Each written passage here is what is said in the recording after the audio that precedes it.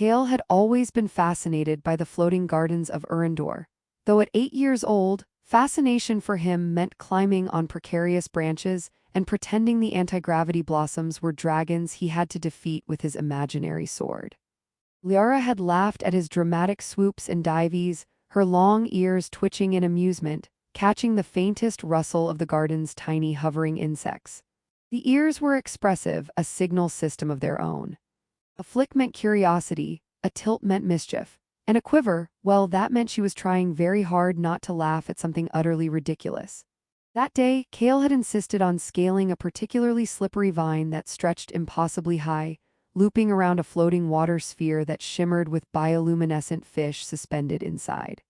Liara, standing on a nearby branch, tried to warn him. "Careful, you look like you're auditioning for a gravity slapstick festival," she called, the corners of her mouth twitching into a grin. Her ears flicked toward him in what Kale would later realize was a mix of warning and barely contained amusement. "I am the hero of Urindor," Kale shouted, grasping the vine with as much dignity as an 8-year-old could muster. "No garden beast can stop me." In his mind, the water sphere was a captured dragon egg that he must retrieve before the interstellar harvest ceremony. Liara rolled her eyes, though not without affection.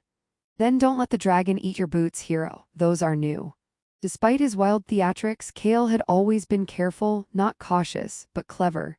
He had an uncanny knack for reading the subtle shifts in gravity that the floating gardens provided, a skill Liara found endlessly entertaining. She, for her part, had been practicing manipulation of microenergy fields. Her long ears had become a natural antenna for sensing them, and she often toyed with the field just enough to make objects hover for moments longer than expected. Kale never knew when a floating stone beneath his feet had been nudged by her secret fingers, and he never suspected that the playful laughter she stifled was sometimes triggered by watching him teeter on the edge of calamity. They spent the afternoon chasing each other across the lattice of luminous plants, inventing challenges that defied logic. Liara would float briefly, her long ears catching the light in a shimmering arc, and tease Kale by moving a vine just as he leaped. He would tumble, recovering with dramatic flair, and she would pretend to be horrified, though the quivering tips of her ears betrayed her glee. At some point, a tiny miscalculation with a gravity blossom sent Kale dangling upside down, his boots spinning above him while Liara clutched a vine to keep from falling over laughing.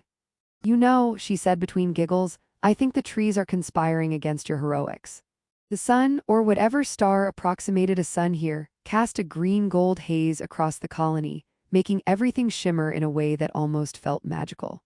Kale loved this place not just for its beauty but because time seemed to stretch, allowing for the infinite possibilities of adventure. Liara had that same gift. Wherever she went, the ordinary rules of the world seemed to bend slightly around her. Her long ears, always twitching and swaying, were more than appendages. They were instruments, finely tuned to the vibrations of life, the hum of energy, and the laughter of her companion. It was during one of these games that Kale made the promise. They were sitting on the edge of a hovering platform, dangling their feet over the luminescent river below. The water glowed faintly, reacting to the movement of the tiny creatures swimming within it, and Kale, exhausted but satisfied, turned to Liara. "Promise me," he said earnestly, "that even if we're separated, even if the stars take us to different worlds, you'll find me again." Liara's ears twitched at the serious tone, a reaction that made Kale smile despite the gravity of his own words. "Even if you trip over a space slug on the way back?" she asked, her voice teasing but her eyes softened with understanding. "I promise," she said, "I will find you. But if you forget your promise, I might have to invent a robot army to chase you down." Kale laughed at that, picturing a squadron of tiny hovering robots with comically serious expressions, marching across the galaxies.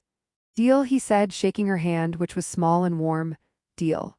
They spent the remainder of the afternoon swapping small secrets. Liara showed Kale how to sense minor energy fluctuations in the air, teaching him to float small objects with concentration and focus.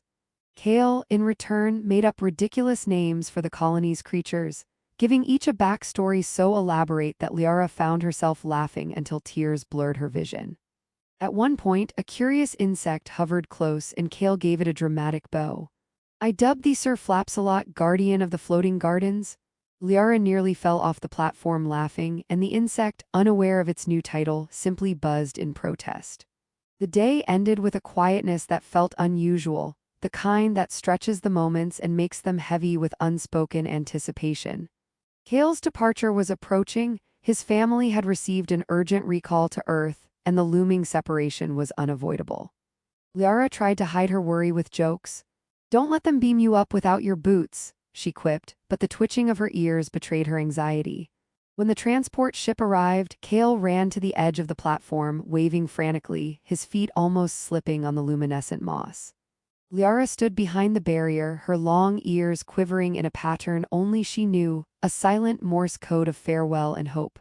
"Remember your promise?" she shouted, the words catching on the wind as the ship lifted. Hale called back, grinning despite the knot in his stomach. "I'll come back, I swear it." The ship rose higher, leaving Liara staring at the shrinking figure of the boy she had promised to find, and for a moment the floating gardens seemed to hold their breath. Then she turned, a smirk playing on her lips despite the ache in her chest.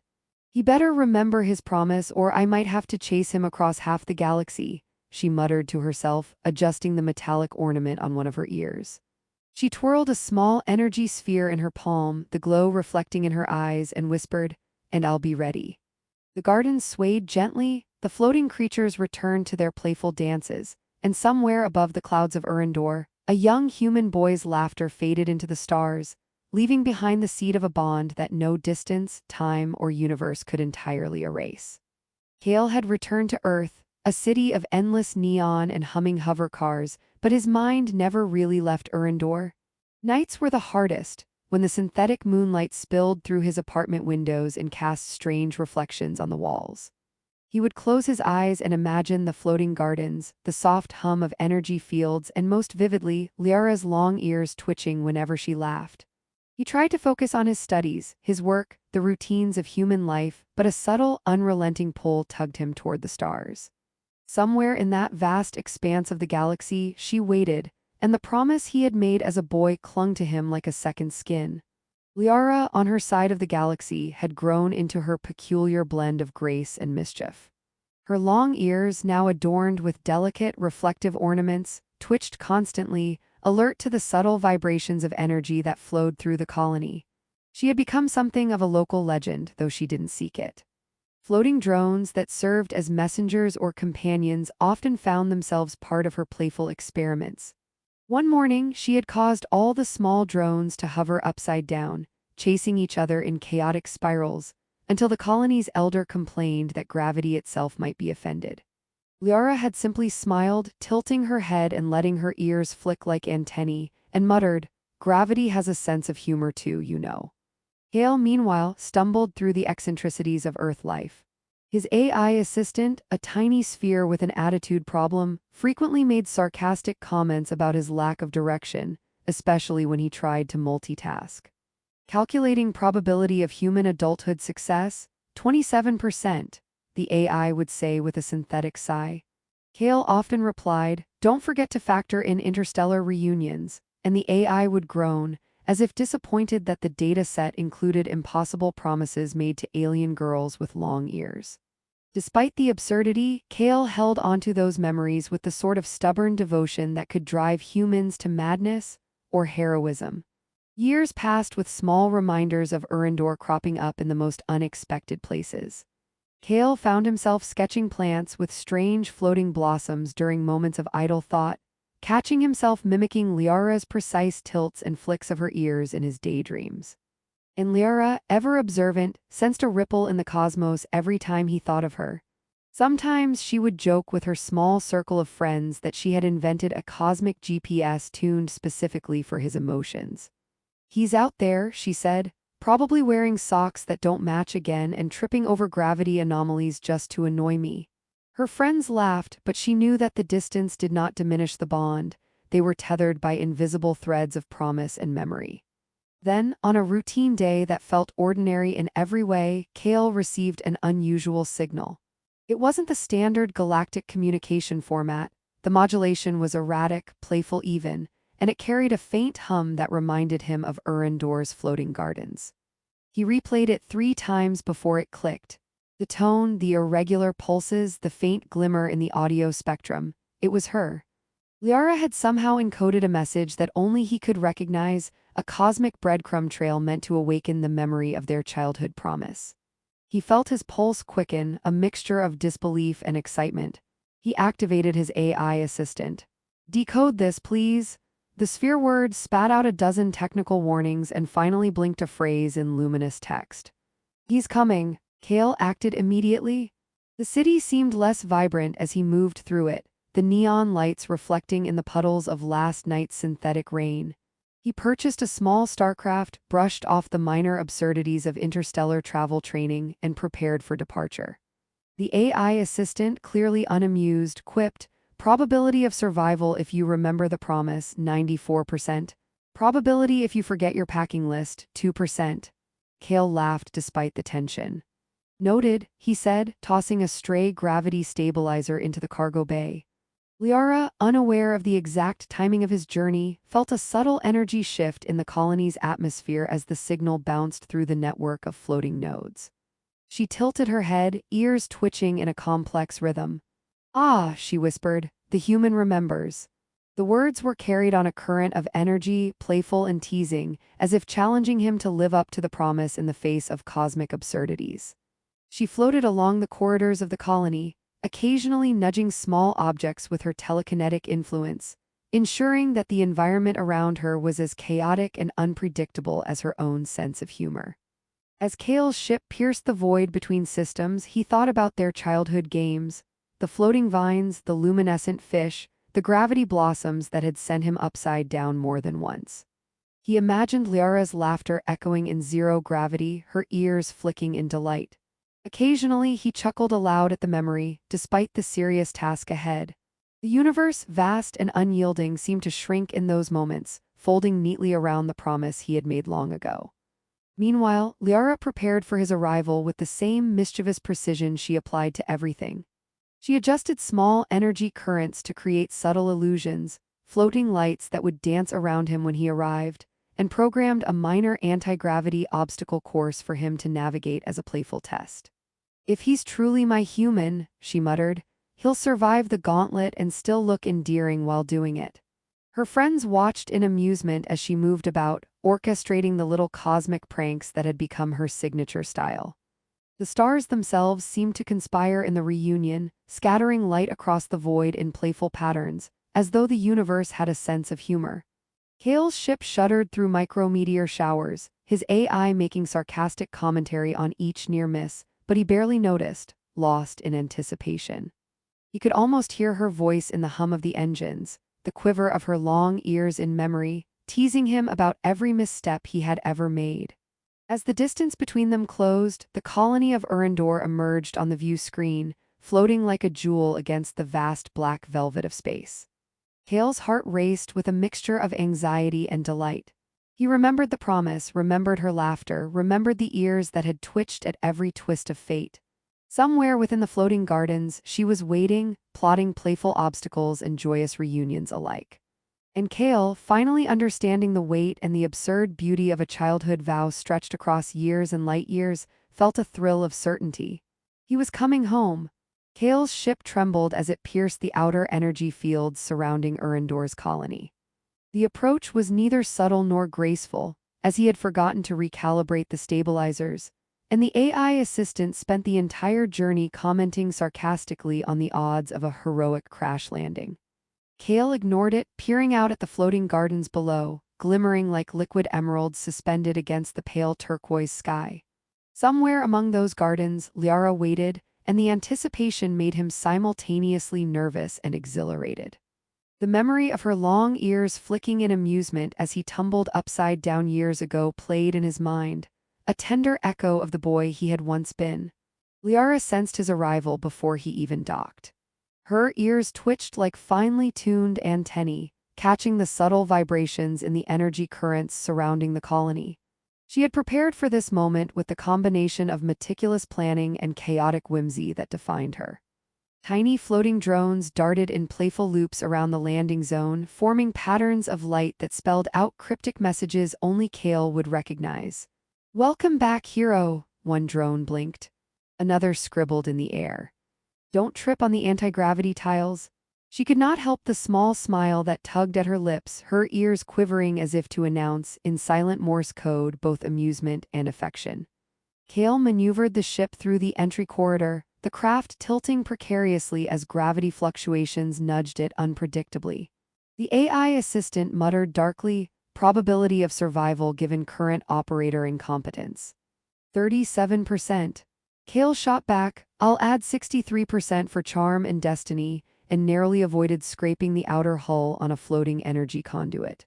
The docking completed with a minor bump that sent Kale skidding along the platform, and he stumbled upright, arms flailing, waving at Liara even before she could respond. She appeared, floating effortlessly toward him, her long ears decorated with reflective metal rings that caught the sunlight streaming through the sky domes. "You've improved," she called out, one eyebrow raised, though her ears betrayed her amusement. "Barely." Kale laughed, feeling the tension of the journey dissolve as he stepped onto the platform. The reunion was almost absurdly ordinary, him tripping, her teasing, and yet beneath it all, the electric hum of recognition and destiny crackled in the air. As they walked together through the colony, they discovered that time had changed them both. Kale's years on Earth had made him resourceful and patient. He had learned to analyze problems, negotiate with stubborn AI, and find humor even in failure. Liara had grown into her gifts, her control over energy fields subtle and precise, yet still delightfully mischievous. The floating gardens seemed to welcome them, the blooms adjusting their gravity subtly as if bowing to the reunion, and small creatures swirled around, curious but playful. Liara nudged a hovering leaf, sending it twirling toward Kale, who caught it with mock solemnity. "A gift for my heroics?" she teased. "Don't let it bite," he replied, and they both laughed. Their path led them to the river of luminescent water where they had made the original promise. The glow reflected off Kale's wide eyes and Liara's softly glowing skin, accentuating the movement of her long ears. "So," Kale said, catching his breath from the minor exertion of floating platforms and gravity shifts, "you really didn't forget." Liara quirked a smile. "Would I ever? You're my favorite human disaster." She flicked a small energy pulse at him, harmless but teasing, and Kale dodged, laughing, feeling the years of longing collapse into this single, joyful moment.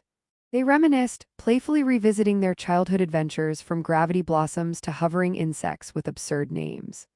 Liara demonstrated new tricks, manipulating microgravity currents to make Kale float upside down briefly, just as he had once been in the gardens as a boy. "Consider it payback for all the near-death heroics," she said, ears quivering in delight.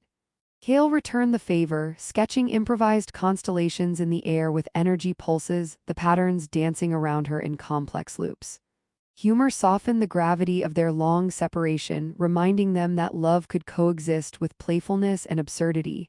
After their laughter subsided, Kale turned serious for the first time since arrival. "I meant what I promised," he said. "Years apart didn't change that." Liara's long ears quivered slightly, a signal Kale had learned to read. It was the closest she came to revealing vulnerability. "Neither did I," she whispered. "The universe tried to delay you, but I waited. And I knew you would come." They clasped hands, the contact sparking a subtle energy resonance that rippled through the floating gardens, causing flowers to sway and small lights to twinkle in playful acknowledgement. Kale realized then that the journey had changed him. He was no longer the reckless boy who leaped without thinking. He had learned patience, resilience, and the value of promises stretched across time and space. Liara, too, had evolved. Her humor had matured into wisdom, her mischievousness balanced by empathy and patience. Together, they understood that love was not merely passion but commitment, laughter, and shared experience, even across galaxies. The reunion did not end with solemnity alone. Liara led him on a playful obstacle course she had set up across the colony, where floating platforms, energy currents, and minor anti-gravity anomalies tested his skill and courage. He stumbled, cursed lightly, and laughed. She teased, nudged him with small pulses of energy, and made his ears twitch with exaggerated gestures of mock admonishment. Their joy, intertwined with levity, echoed across the colony, drawing curious attention but leaving them in their own bubble of shared delight. As night fell, the colony's bioluminescent glow bathed them in soft, shifting light. Liara perched atop a floating garden structure, her long ears reflecting the shimmer. Kale stood nearby, hands in pockets, watching her with quiet awe. "So this is home," he murmured, "not just the colony, but here with her." "It is," she replied, "and I'm glad you remembered." The wind carried a gentle hum, the floating gardens swaying as if acknowledging that a promise had been honored. Kale knelt briefly, a habit he retained from boyhood formality, and took her hand in his. "I pledge again," he said, "not just to find you but to be with you wherever the stars take us." Liara's ears quivered in a complex rhythm that only he could read: approval, joy, and affection. She leaned down, a teasing glint in her eyes. "About time," she whispered, and nudged him with a small, playful energy pulse that sent him tumbling backwards slightly. He laughed, and she laughed too, the sound weaving together with the hum of the colony, the energy of the gardens, and the quiet certainty of destiny fulfilled. They walked together into the glowing night, hands clasped, their laughter mingling with the whispers of energy fields and the soft luminescence of Urindor. Kale had returned as a grown man, tempered by experience, humor, and the weight of promises kept. Liara had waited as only someone with infinite patience and infinite curiosity could. Together, they faced the future, knowing that every twist of fate, every playful misstep, and every light year of distance had brought them to this